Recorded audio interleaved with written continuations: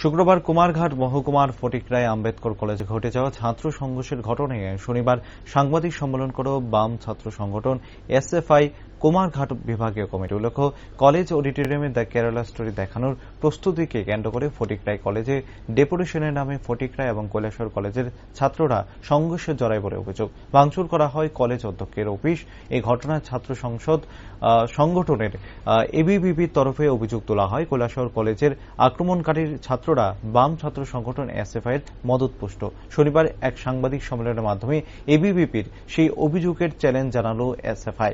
দলের কুমারঘাট মহকুমা কমিটির অফিসে আহত এক সাংবাদিক সম্মেলনে উপস্থিত ছিলেন সংগঠনের কুমারঘাট বিভাগীয় সভাপতি সাগর ভট্টাচার্য, সম্পাদক অরূপ দেব, সদস্য সাগর দাস প্রমুখ। এবিভিপি নিজেদের দুই গ্রুপকে ঘটনাকে ধামাচাপা দিতে এসএফআই এর নাম জড়িয়ে সংগঠনকে কালিমা লিপ্ত করতে চাইছে বলে অভিযোগ অরূপ দেবের। কলেজের কিছু ছাত্র এবিভিপির নেতৃত্বে তারা দ্য কেরালা স্টোরি নামে একটি মুভি গত আগামী 6 তারিখে কলেজের অডিটোরিয়ামে এটি দেখানোর প্ল্যান করছিল।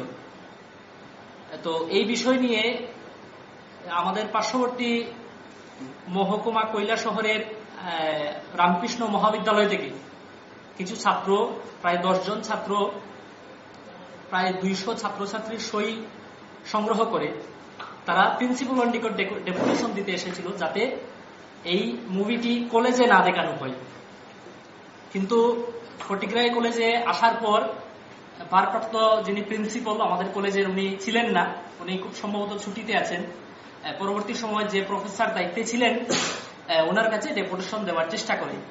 তাদের অভিযোগ, এই সময়ে ফটিকরায় কলেজে যারা এবিভিপির নেতৃত্ব তাদের সাথে দস্তাদস্তি করে তাদের যে এই ডেপুটেশনের কপিটা ছিঁড়ে ফেলে দেয় এবং ফটিকরায় কলেজের যারা এবিভিপির নেতৃত্ব তাদের অভিযোগ তারা নাকি এদের উপর আক্রমণ করে। আমরা তদন্তের দাবি করছি ওই কারণে, কারণ ফটিকরায় কলেজে যে জায়গার মধ্যে ঘটনাটি সংঘটিত হয়েছে, ঘটনাটি হলো একাডেমিক বিল্ডিং।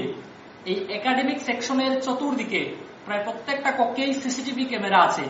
প্রিন্সিপালের রুমের দরজা জানালা ভাঙা হয়েছে,